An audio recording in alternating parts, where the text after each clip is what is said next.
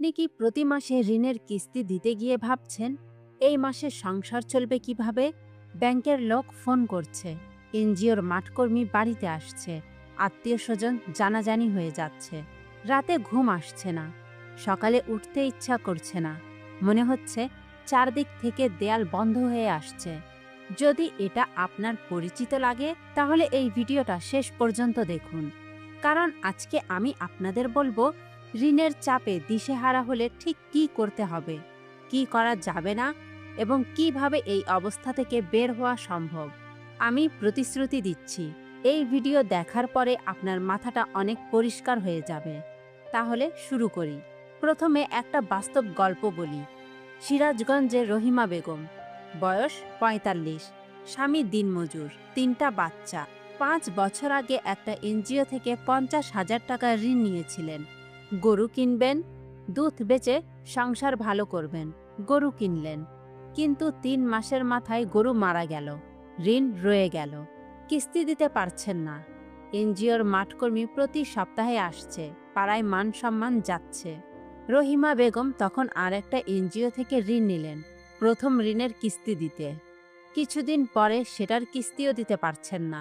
তৃতীয় একটা জায়গা থেকে ঋণ নিলেন, ৩ বছরে ৩টা এনজিওর ঋণ, মোট ১.৫ লাখ টাকা। মূল ঋণ ছিল ৫০,০০০। এটাকে বলে ডেট ট্র্যাপ বা ঋণের ফাঁদ। এই ফাঁদে বাংলাদেশে লক্ষ লক্ষ মানুষ আটকে আছে। আপনিও হয়তো এই মুহূর্তে এই ফাঁদে আছেন, কিন্তু বের হওয়ার পথ আছে। সেটা বলার আগে বুঝতে হবে ঋণের চাপে মানুষ সাধারণত কোন কোন ভুল করে। প্রথম ভুল, নতুন ঋণ দিয়ে পুরনো ঋণ শোধ করা। রহিমা বেগম ঠিক এই ভুলটাই করেছিলেন। এটা সাময়িক স্বস্তি দেয়, কিন্তু সমস্যা আরও বড় করে। কারণ প্রতিটা নতুন ঋণে সুদ আছে, খরচ আছে। মানে আপনি ঋণ শোধ করতে গিয়ে আরও বেশি ঋণে ডুবছেন। দ্বিতীয় ভুল, ঋণদাতার ফোন না ধরা, লুকিয়ে থাকা। অনেকে মনে করেন লুকিয়ে থাকলে সমস্যা চলে যাবে। যায় না, বরং বাড়ে। কারণ ঋণদাতা মনে করেন আপনি ইচ্ছাকৃতভাবে এড়াচ্ছেন। তখন তারা আরও কঠোর হয়, সুদ বাড়তে থাকে, জরিমানা যোগ হয়। তৃতীয় ভুল, সম্পদ বিক্রি করে ঋণ শোধ করা। অনেকে ঘরের আসবাব বিক্রি করেন, গহনা বিক্রি করেন, এমনকি জমি বিক্রি করেন। কিছু ক্ষেত্রে এটা দরকারও হয়, কিন্তু মূল সমস্যা না সমাধান করে শুধু সম্পদ বিক্রি করলে একসময় বিক্রি করার কিছুই থাকবে না। চতুর্থ ভুল, একা বহন করা, কাউকে না বলা। ঋণের সমস্যা অনেকে লজ্জায় কাউকে বলেন না। একা চিন্তা করেন, একা কষ্ট পান, কিন্তু একা এই সমস্যা সমাধান করা অনেক কঠিন। পরিবার বা বিশ্বস্ত কেউ জানলে হয়তো সমাধানের পথ বের হতো। পঞ্চম ভুল, মহাজন বা সুদখোরের কাছ থেকে ঋণ নেওয়া। এটা সবচেয়ে বিপজ্জনক। মহাজনের সুদের হার অনেক বেশি এবং তাদের পদ্ধতি অনেক কঠোর। একবার মহাজনের ফাঁদে পড়লে বের হওয়া অনেক কঠিন। এই ভুলগুলো জানলেন? এখন প্রশ্ন হলো, তাহলে সঠিক পথ কোনটা? সেটা বলার আগে একটা কথা পরিষ্কার করে বলতে চাই, ঋণের সমস্যা রাতারাতি সমাধান হয় না। কেউ যদি বলে এই একটা কাজ করুন সব ঠিক হয়ে যাবে, সে মিথ্যা বলছে। এই পথটা ধীর কিন্তু নিশ্চিত, এবং শুরু করতে হবে আজকে থেকেই। প্রথম সঠিক পদক্ষেপ, সমস্ত ঋণের একটা পরিষ্কার হিসাব তৈরি করুন।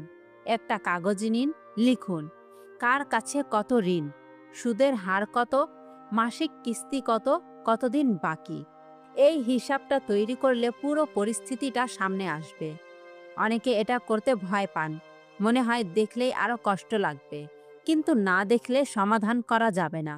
আপনি যে সমস্যাকে চেনেন সেই সমস্যাকে সমাধান করতে পারবেন। দ্বিতীয় সঠিক পদক্ষেপ, সবচেয়ে বেশি সুদের ঋণ আগে শোধ করার পরিকল্পনা করুন। মানে যে ঋণে সুদ সবচেয়ে বেশি সেটা আগে শোধ করুন, কারণ সেটা সবচেয়ে দ্রুত বাড়ছে। সেটা শোধ হলে পরেরটা মনোযোগ দিন। এই পদ্ধতিতে দীর্ঘমেয়াদে সবচেয়ে কম সুদ দিতে হয়। তৃতীয় সঠিক পদক্ষেপ, ঋণদাতার সাথে সরাসরি কথা বলুন। এটা শুনতে ভয়ের মনে হচ্ছে, কিন্তু এটাই সবচেয়ে কার্যকর।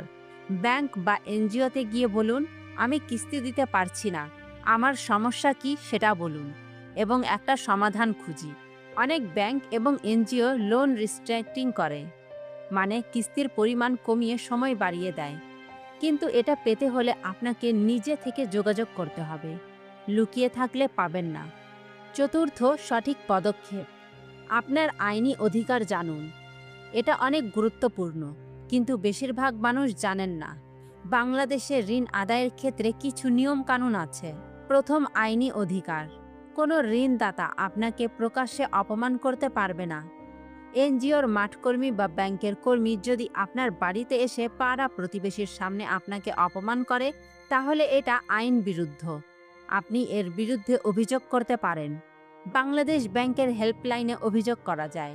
এনজিওর ক্ষেত্রে মাইক্রো ক্রেডিট রেগুলেটরি অথরিটি বা MRA তে অভিযোগ করা যায়। দ্বিতীয়, আইনি অধিকার। কোনো ঋণদাতা আপনাকে শারীরিকভাবে হুমকি দিতে পারবেন না। যদি কেউ এরকম করে তাহলে সরাসরি থানায় অভিযোগ করুন। তৃতীয়, আইনি অধিকার।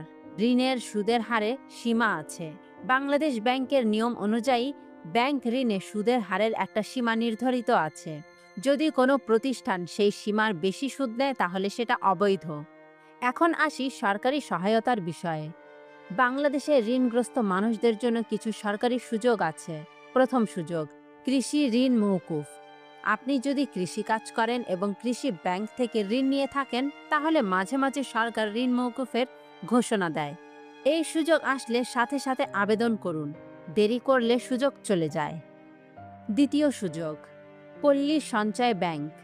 এই ব্যাংকটা সরকারি, গরিব মানুষদের জন্য কম সুদে ঋণ দেয়। যদি মহাজন বা বেশি সুদের ঋণে আটকে থাকেন, তাহলে পল্লী সঞ্চয় ব্যাংক থেকে কম সুদের ঋণ নিয়ে সেই ঋণ শোধ করতে পারেন। এটা সব ক্ষেত্রে কাজ করে না, কিন্তু অনেক ক্ষেত্রে কাজ করে। তৃতীয় সুযোগ, সামাজিক নিরাপত্তা বেষ্টনী। সরকারের বিভিন্ন সামাজিক সুরক্ষা কার্যক্রম আছে। বয়স্ক ভাতা, বিধবা ভাতা, প্রতিবন্ধী ভাতা। যদি আপনি বা আপনার পরিবারের কেউ এই সুবিধা পাওয়ার যোগ্য হন, তাহলে আবেদন করুন।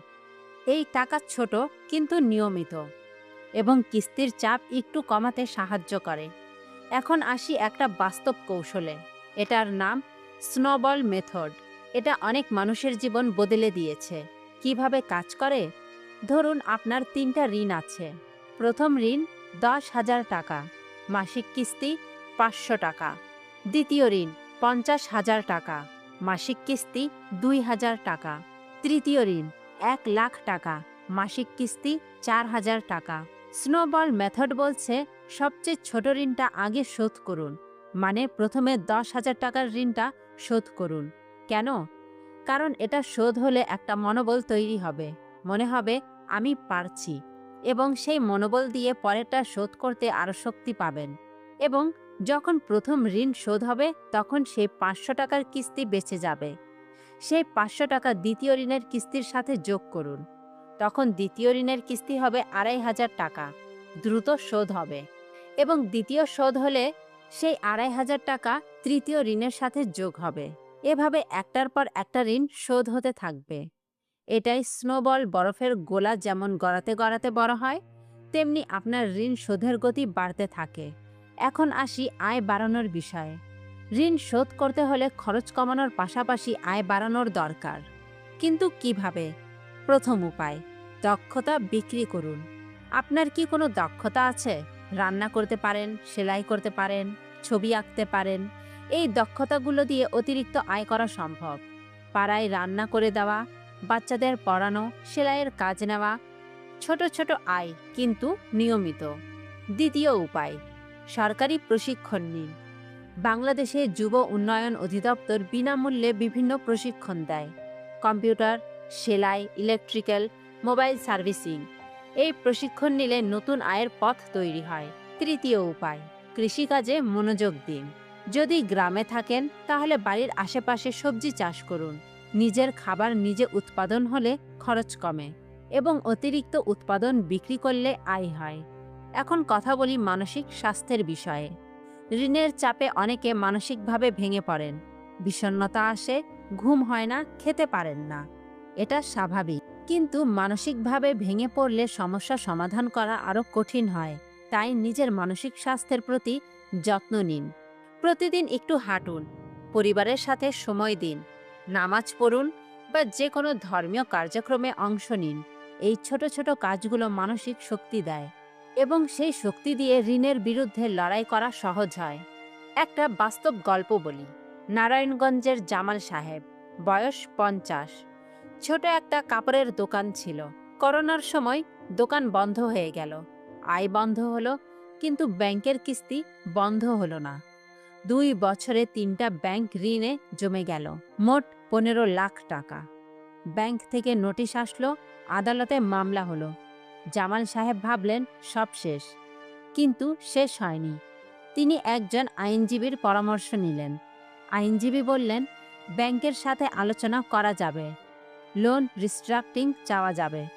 জামাল সাহেব ব্যাংকে গেলেন, বললেন, আমি পালাচ্ছি না, আমি শোধ দিতে চাই, কিন্তু একসাথে পারবো না, কিস্তি কমিয়ে সময় বাড়ান। ব্যাংক রাজি হলো। 15 লাখ টাকার ঋণ 10 বছরে শোধের পরিকল্পনা হলো। মাসিক কিস্তি হলো 12,000 টাকা। আজ 3 বছর পরে জামাল সাহেবের দোকান আবার চলছে, কিস্তি দিচ্ছেন, ধীরে ধীরে এগিয়ে যাচ্ছেন। এই গল্পের শিক্ষা কি? ব্যাংক বা এনজিও আসলে চায় আপনি টাকা ফেরত দিন, তারা চায় না আপনি পালিয়ে যান। তাই আলোচনার পথ সব সময় খোলা থাকে। এখন বলবো কিভাবে ব্যাংকের সাথে আলোচনা করবেন। প্রথমে প্রস্তুতি নিন। ব্যাংকে যাওয়ার আগে সব কাগজপত্র গুছিয়ে নিন। ঋণের কাগজ, আয়ের প্রমাণ, কেন কিস্তি দিতে পারছেন না তার কারণ, যদি অসুখ হয়েছিল তাহলে ডাক্তারের কাগজ, যদি ব্যবসায় লোকসান হয়েছিল তাহলে সেটার প্রমাণ, কারণ ব্যাংক দেখতে চায় আপনি সত্যি কষ্টে আছেন। দ্বিতীয়ত, সঠিক মানুষের সাথে কথা বলুন। সাধারণ কর্মকর্তার কাছে গেলে হবে না, ব্যাংকের ব্রাঞ্চ ম্যানেজারের সাথে দেখা করুন। সরাসরি বলুন, আমি লোন রিস্ট্রাক্টিং চাই। এই শব্দটা বলা জরুরি, কারণ তারা বুঝবে আপনি জানেন কি চাইছেন। তৃতীয়ত, লিখিত আবেদন করুন। মৌখিক কথাই হবে না, একটা চিঠি লিখুন। বলুন আপনার সমস্যা কি, কতটা কিস্তি দিতে পারবেন, কত সময় চাইছেন। এই চিঠি জমা দিন, রিসিভ কপি নিজের কাছে রাখুন। চতুর্থ, ধৈর্য ধরুন। ব্যাংক সাথে সাথে সিদ্ধান্ত দেবে না, সময় লাগবে, হয়তো কয়েকবার যেতে হবে, কিন্তু হাল ছাড়বেন না।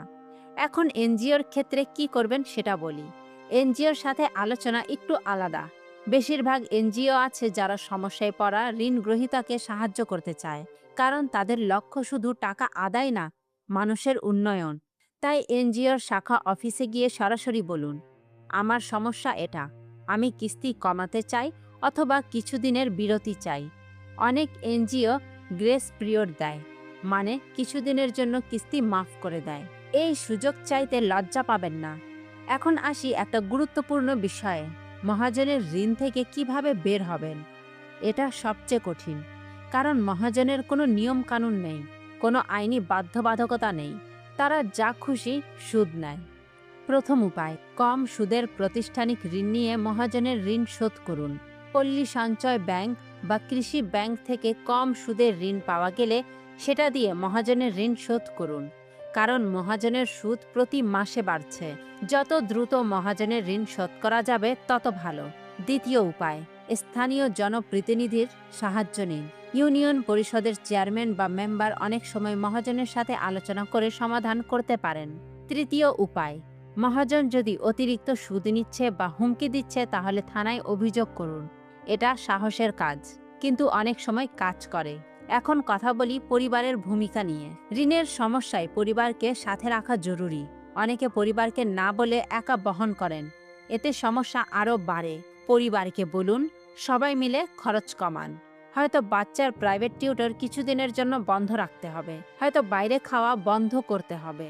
এই ছোট ছোট ত্যাগ মিলিয়ে অনেক টাকা বাঁচে এবং সেই টাকা ঋণ শোধ কাজে আসে। একটা কথা মনে রাখবেন, ঋণ একটা সংখ্যা, সংখ্যা পরিবর্তন হয়, কিন্তু আপনার পরিবার, আপনার স্বাস্থ্য, আপনার মানসিক শান্তি, এগুলো অনেক বেশি মূল্যবান। তাই ঋণের চিন্তায় নিজেকে শেষ করবেন না, ধীরে ধীরে এগিয়ে যান। প্রতিটা দিন যেটা আপনি কিছু একটা করছেন সেটা একটা পদক্ষেপ। দৈনন্দিন জীবনে কিভাবে খরচ কমাবেন এবং ঋণ শোধের গতি বাড়াবেন। প্রথম কৌশল, বাজেট তৈরি করুন। এটা শুনতে সহজ মনে হচ্ছে, কিন্তু বেশিরভাগ মানুষ করেন না। প্রতি মাসের শুরুতে একটা কাগজে লিখুন, এই মাসে আয় কত হবে এবং কোথায় কত খরচ হবে। 3টা ভাগে ভাগ করুন। প্রথম ভাগ, অবশ্যই দরকার, খাবার, বাচ্চার পড়া, বাড়ি ভাড়া, ঔষধ। দ্বিতীয় ভাগ, দরকার কিন্তু কমানো যাবে, বিদ্যুৎ, যাতায়াত, কাপড়। তৃতীয় ভাগ, না হলেও চলবে, বাইরে খাওয়া, বিনোদন, অপ্রয়োজনীয় কেনাকাটা। তৃতীয় ভাগের খরচ আপাতত বন্ধ রাখুন, দ্বিতীয় ভাগের খরচ যতটা সম্ভব কমান। এই বাঁচানো টাকা ঋণ শোধে দিন। দ্বিতীয় কৌশল, ক্যাশ ব্যবহার করুন। মোবাইল ব্যাংকিং বা কার্ড থাকলে খরচের হিসাব রাখা কঠিন হয়। বাজারে যাওয়ার আগে নির্দিষ্ট টাকা হাতে নিন, সেই টাকার বেশি খরচ করবেন না। ক্যাশ হাতে দেখলে খরচ করতে মনে দ্বিধা হয়, কিন্তু মোবাইলে টাকা থাকলে সহজে চলে যায়। তৃতীয় কৌশল, একটা জরুরি তহবিল তৈরি করুন। এটা শুনে হয়তো ভাবছেন, ঋণ শোধ করতেই পারছি না, আবার সঞ্চয়। কিন্তু এটা জরুরি, কারণ জীবনে যে কোনো সময় হঠাৎ খরচ আসে, অসুখ হতে পারে, বাড়ির কিছু নতুন হতে পারে। যদি জরুরি তহবিল না থাকে তখন আবার ঋণ নিতে হয়। তাই প্রতি মাসে যতটুকু পারুন আলাদা রাখুন, এমনকি 500 টাকাও। 6 মাসে 3000 টাকা জমবে। এই 3000 টাকায় অনেক বিপদে কাজে আসবে। চতুর্থ কৌশল, অতিরিক্ত আয়ের পথ খুঁজুন। আপনার হাতে কি কোনো দক্ষতা আছে? রান্না করতে পারেন? তাহলে পাড়ায় টিফিন সার্ভিস দিন। সেলাই করতে পারেন? তাহলে পোশাক তৈরি বা মেরামত করুন। গাছপালার শখ আছে? তাহলে সবজি চাষ করুন। ছোট ছোট আয়, কিন্তু নিয়মিত।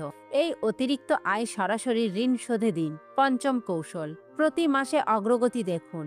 একটা ডায়েরি রাখুন, প্রতি মাসে লিখুন, এই মাসে কত ঋণ শোধ হলো, মোট ঋণ এখন কত। সংখ্যাটা কমতে দেখলে মনোবল বাড়বে এবং সেই মনোবলই আপনাকে এগিয়ে নিয়ে যাবে। এখন আসি একটা বিশেষ পরিস্থিতিতে।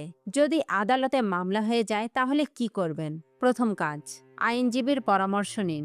অনেক আইনজীবী আছেন যারা বিনামূল্যে বা কম খরচে পরামর্শ দেন। জেলা আইনগত সহায়তা সমিতি বা ডিএলএসি থেকে বিনামূল্যে আইনি সহায়তা পাওয়া যায়। দ্বিতীয় কাজ, আদালতের নোটিশ পেলে উপেক্ষা করবেন না। অনেকে ভয়ে আদালতে যান না, এটা বড় ভুল। না গেলে আদালত আপনার বিরুদ্ধে একতরফা রায় দেবে, গেলে অন্তত নিজের পক্ষে কথা বলার সুযোগ পাবেন। তৃতীয় কাজ, ইনসলভেন্সি আইনের কথা জানুন। বাংলাদেশে ইনসলভেন্সি অ্যাক্ট আছে। যদি আপনি সত্যি ঋণ পরিশোধ করতে অক্ষম হন তাহলে এই আইনে আদালতের কাছে আবেদন করা যায়। আদালত তখন ঋণদাতা এবং ঋণ গ্রহীতার মধ্যে সমঝোতা করিয়ে দিতে পারে। এটা শেষ অস্ত্র, কিন্তু একটা পথ।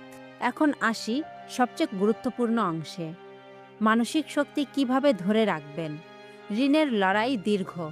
মাঝে মাঝে মনে হবে পারবো না, মাঝে মাঝে মনে হবে সব শেষ। এই মুহূর্তগুলোতে কি করবেন? প্রথমত, আল্লাহর ওপর ভরসা রাখুন। ইসলামে বলা আছে, প্রতিটা কষ্টের পরে স্বস্তি আছে। এই বিশ্বাসটা ধরে রাখুন। দ্বিতীয়ত, অতীতের একটা সমস্যার কথা মনে করুন যেটা সমাধান হয়েছিল। হয়তো আগেও কঠিন সময় এসেছিল, কিন্তু পার করেছিলেন, এটাও পার হবে। তৃতীয়ত, একটা ছোট লক্ষ্য ঠিক করুন। 1 মাসে একটা কিস্তি দেব, শুধু এটুকু। পুরো ঋণের চিন্তা করবেন না, শুধু এই মাসের কথা ভাবুন। চতুর্থ, প্রিয় মানুষদের সাথে সময় দিন। ঋণের চাপে অনেকে পরিবার থেকে দূরে সরে যান, এটা ঠিক না। পরিবারের ভালোবাসা এই সময়ে সবচেয়ে বড় শক্তি।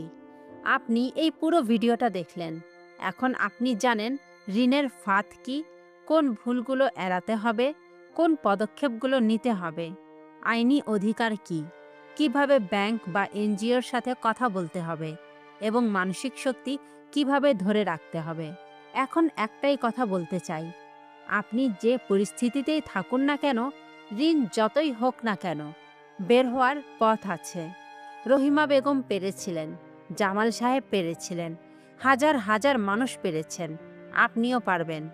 শুধু একটা শর্ত, আজকে থেকে শুরু করুন। কাল না, 1 ঘন্টা পরে না, এখন। এখনই একটা কাগজে নিন, সব ঋণের হিসাব লিখুন এবং প্রথম পদক্ষেপ নিন। সেই একটা পদক্ষেপই আপনার জীবন বদলানোর শুরু। এখন 3টা কাজ করুন। প্রথম কাজ, এই ভিডিওটা এমন কাউকে পাঠান যে এই সমস্যায় আছে। আপনার একটা শেয়ার হয়তো কারো জীবন বদলে দেবে।